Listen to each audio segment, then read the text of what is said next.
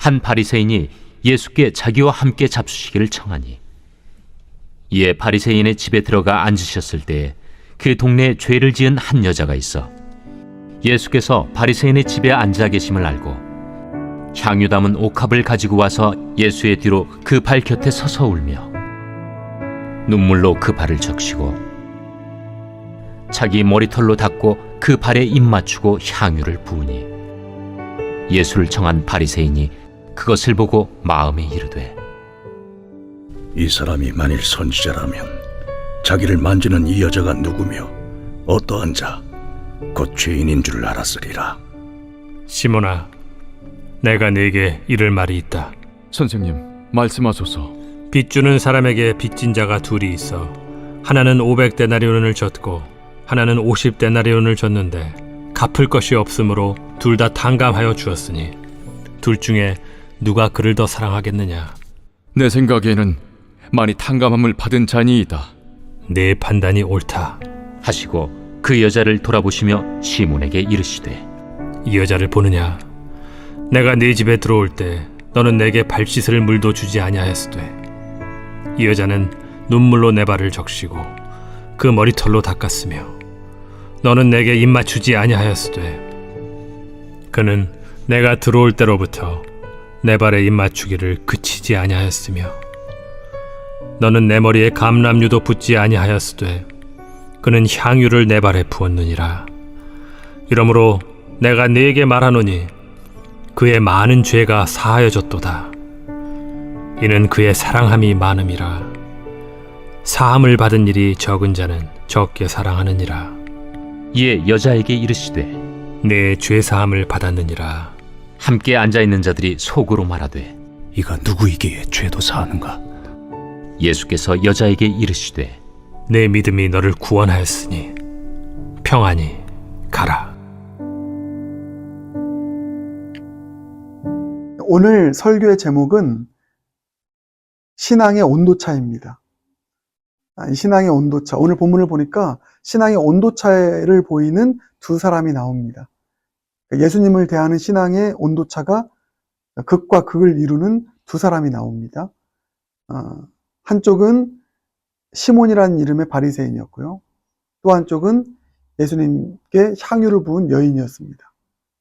신앙의 온도차가 두 사람 간에 완전한 대조를 이룹니다. 바리새인은 차가운 신앙이고요.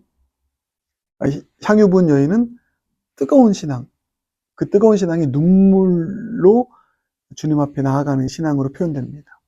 이렇게 신앙의 온도차가 보입니다. 그래서 오늘 설교 제목을 신앙의 온도차로 정했습니다.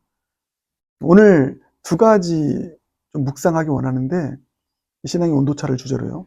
첫 번째는 이것입니다. 내 신앙을 점검하는 것입니다. 이게 첫 번째 우리가 해야 될 일입니다. 나의 신앙은 지금 어떤 신앙의 온도를 가지고 있는가?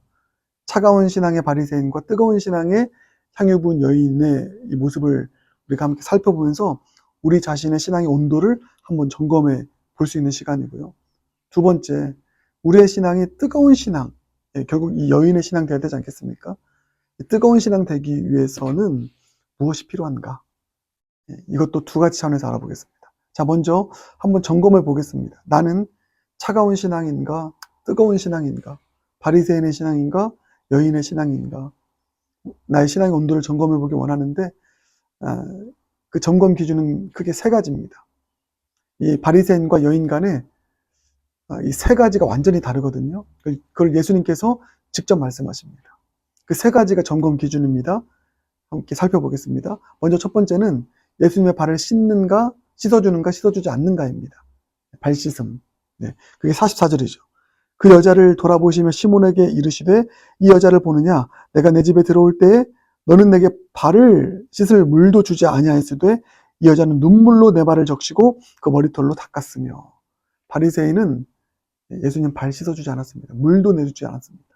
그러나 여인은 눈물로 발을 씻었다고 했습니다. 발 씻음은 섬김을 의미하는 것이죠. 예수님을 섬기는 것입니다. 무릎 꿇고 섬기는 것입니다. 신앙이 뜨거운 사람은 예수님을 섬깁니다. 눈물로 섬깁니다.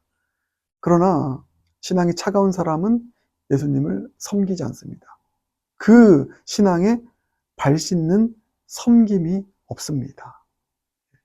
성경은 많이 알아도 섬김이 없습니다. 그러면 신앙이 차가운 것입니다. 이 점검 기준 잘 점검하시길 바라겠습니다. 나의 신앙에 주님을 향한 혹은 영혼들을 향한 발씻는 섬김이 있는가? 없다면 내 신앙은 지금 차가워지고 있는 것입니다. 그래서 발씻는 섬김이 있는 저와 여러분 모두가 되길 바라겠습니다. 그런가 하면 두 번째 점검 기준은 입맞춤입니다. 난 예수님께 입맞추고 있는가 그렇지 않은가. 입맞춤은 친밀한 교제를 의미하는 것이죠. 그게 45절입니다. 너는 내게 입맞추지 아니하였으되 그는 내가 들어올 때로부터 내 발에 입맞추기를 그치지 아니하였으며. 여인은 예수님께 입맞추기를 그치지 않았습니다. 예수님과 친밀한 교제가 있는 것이죠. 친밀한 관계가 있습니다. 껴안아주고 친밀함이 있습니다. 그런데 이 바리새인은 성경은 많이 알지만 예수님과 어색합니다. 어색하면 예수님과 친밀한 교제가 없으면 신앙이 차가워집니다. 여러분 어떻습니까? 예수님과 입맞춤이 있는 친밀한 교제가 있습니까? 아니면 예수님과 왠지 모르게 어색합니까? 이 어색함의 증거는 주님과 독대하는 그 시간이 견딜 수가 없는 것입니다. 그 시간을 잘 보낼 수가 없는 것입니다. 그래서 그런 시간이 거의 없습니다. 그냥 항상 같이 분주하게 그렇게 교회 생활 하는 것이죠. 그러나 예수님과의 친밀한 입맞춤이 있고 친밀한 교제가 있는 사람은 주님과 함께하는 독대하는 그 시간이 즐겁습니다. 그 시간이 많아집니다. 여러분 어떻습니까? 분주하게 신앙생활을 하는 것 같지만 심지어 섬기는 것까지 해요. 그런데 주님과의 친밀한 독대하는 그 교제의 시간이 없습니까? 그렇다면 우리의 신앙은 차가워집니다. 설령 100번 양보해서 여러 섬김의 삶을 산다 할지라도 이 친밀함이 없으면 우리의 신앙은 차가워집니다. 주님과 함께하는 이 고요한 시간, 주님의 보좌 앞에 내 마음을 쏟고 주님과 친밀한 입맞춤의 교제, 주님과의 독대하는 시간이 어색하지 않는 그런 친밀함이, 입맞춤의 친밀함이 저와 여러분의 신앙 되길 바라겠습니다. 그래야 뜨거운 신앙 되는 것입니다. 그래서 나는 주님과의 입맞춤이 있는가, 친밀한 교제가 있는가 한번 점검해 보시길 바라고요. 마지막 세 번째는 예수님의 머리에 기름을 붓는가 붓지 않는가입니다. 자, 47절입니다. 이러므로 내가 내게 말하노니 그의 많은 죄가 사하여졌도다. 46절입니다. 죄송합니다. 너는 내 머리에 감람류도 붓지 아니하였으되 그는 향유를 내 발에 부었느니라. 바리새인은 감람류, 기름을 예수님께 붓지 않았습니다. 그러나 여인은 향유를 아낌없이 부었습니다. 이것은 헌신하는 것과도 물론 관계가 있지만 가장 근본적인 이 의미는 기름을 붓는다는 것은 그 사람을 인정하는 것입니다. 내 삶의 왕으로 인정하는 것입니다. 내 삶의 존귀한 분으로 인정하는 것입니다.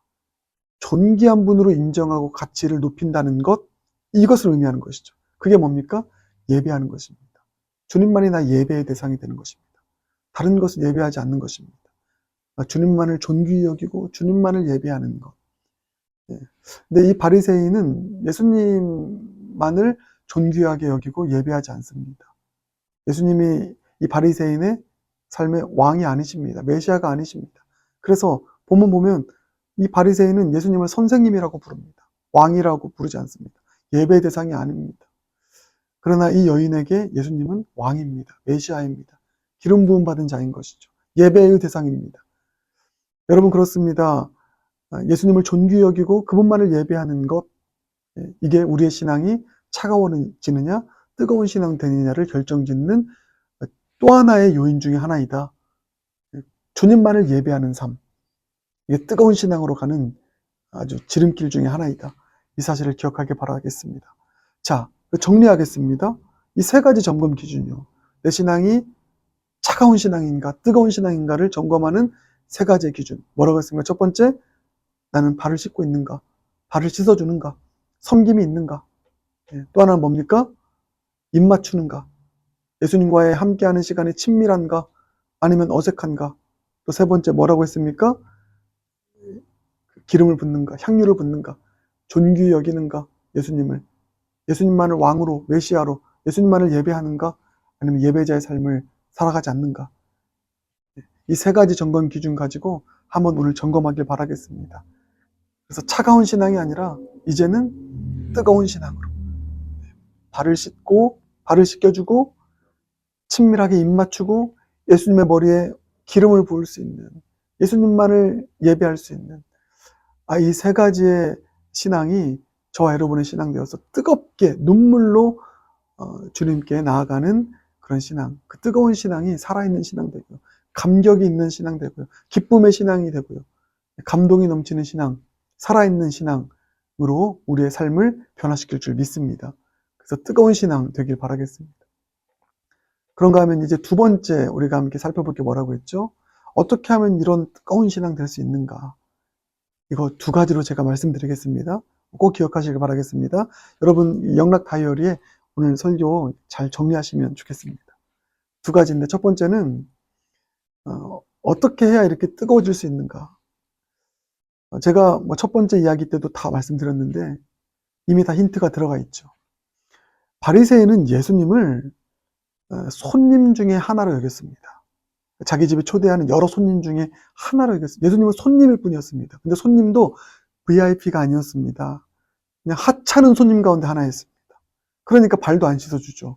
VIP에게만 발 씻어주고, VIP에게만 기름 부어주고, VIP에게만 입 맞추는.